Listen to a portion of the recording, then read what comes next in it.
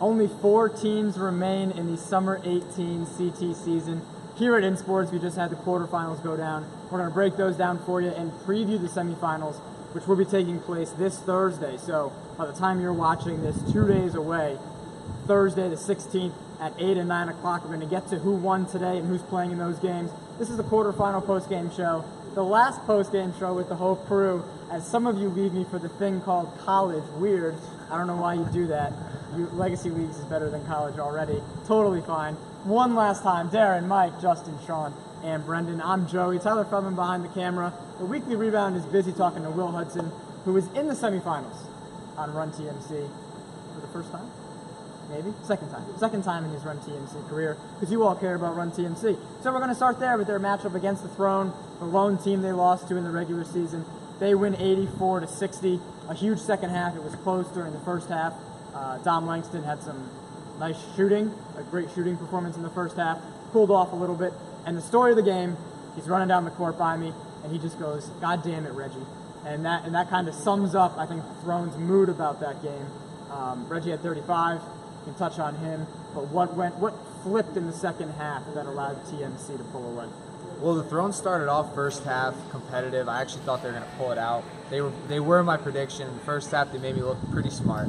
But it kind of looked like the Throne just ran out of gas in the second half. I mean, Run TMC was getting anything they want, everything they wanted, and just the Throne just couldn't keep up.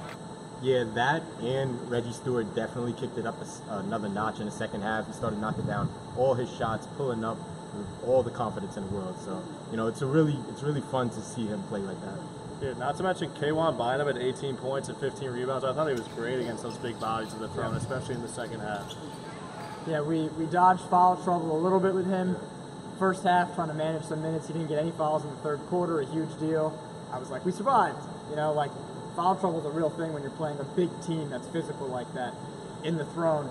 And so who will Run TMC play? Well, on the same side of the bracket, the Rim Breakers took care of Nothing Easy. Sorry, Slat. 82-60.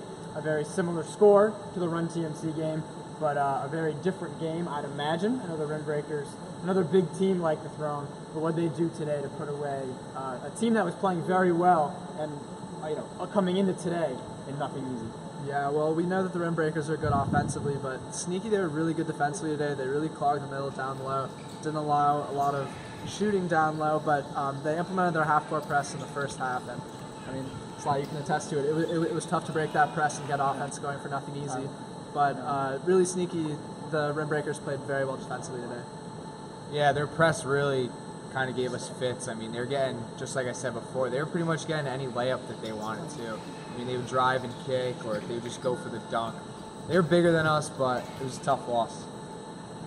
And so that's going to be the 8 o'clock game. Second-seeded Rim Breakers and third-seeded Run TMC on the other side of the bracket. Shocker City took care of business. We're going to save them for last.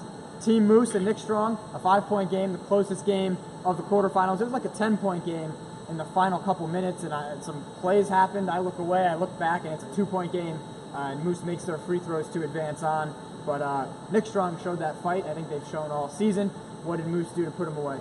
Well, it was Melquan all the way. He had 31 points, 12 for 16 shooting. He took the game into his hands. He was the scoring that Team Moose needed with Jackson and Shonik out. So, yeah, he definitely took things into his own hands and, was the biggest difference in that game. Yeah, Melquan had 41 and 16 last week, 31 this week. Nick Strong, I thought it was a good first season for them. I mean, the 5 seed to fall short to Team Moose isn't something to be upset about. Moose got Brad back today, so it's going to be a very, very good matchup next week. Yes, and they get ready to take on Shocker City at 9 p.m. on this Thursday again, the semifinals. So top-seeded Shocker City takes care of Dinner Served, 150-87. Yeah. I forgot to write the score down, but a lot to a little is the story of the game. Mike Davis, playoff record, 59 points. He was hunting that record once he realized it was in reach in the fourth quarter. But, Dinner Served did what they could. They withstood like a huge opening quarter, kind of kept it as close as they could in that second quarter, and then got out of hand in the second half. But, if you guys want to quickly touch on Shocker Dinner Served, I know maybe not much there, and then what you're looking forward to from Shocker City and Team Moose, which should be a good semifinal this Thursday. Dinner Served just did not guard like the best player in the league. He could have scored 100 points if he wanted to. They literally didn't play defense. Yeah, I gave the game a 50-point spread. They definitely covered, so I'm kind of proud of that one. All right, and so we can preview either of those matchups. Let's go down the list. You guys are obviously going to repeat, but pick one and give me your key to the game, for the semifinals. So again, second-seeded Rim Breakers, third-seeded Run TMC, 8 o'clock on this Thursday the 16th. Top-seeded Shocker City and fourth-seeded Team Moose following that game at 9 o'clock. We'll start with Darren. Pick a game and key to the game you're going to be watching. Well, Shocker City, and the key of the game would be Jackson Mashonic missing, which I feel like is a huge blow for Team Moose. I heard he's more going to be there. Okay, you can count him in for. He wasn't here today. You can count him in for Thursday. Okay, so what I'm going to do, I'm going to go with Team Moose for the upset on that one, All just right. because of their team ball, gameplay. Rim Breakers, Run TMC. I mean, I think the key of that is going to be how could Run TMC slow them down, like with their size and everything. We saw Run TMC do a great job today with that.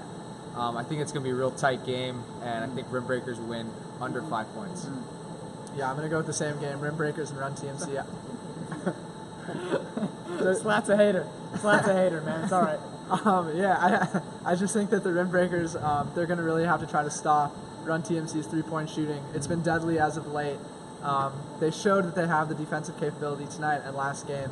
I think that's going to be a huge key going into Thursday night. I think it's another race to 80 in that one.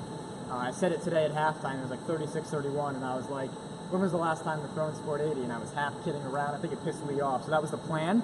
But it's a real thing.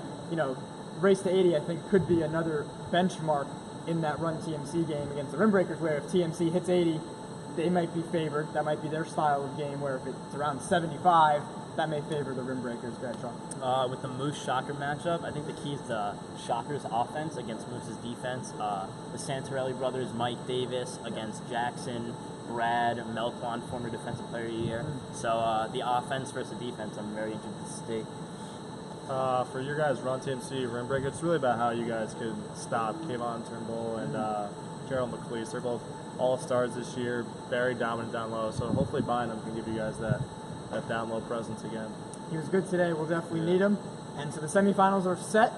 By this time next week, the finals will be over, and we'll be putting a cap on the playoffs. And so semifinals Thursday, the finals are Monday, August 20th, and then All-Star Night Thursday, August 23rd. Stay tuned for all the coverage, top plays, no more power rankings, and we'll preview all of the games, including the All-Star game. And so we'll see you this Thursday. A doubleheader this week.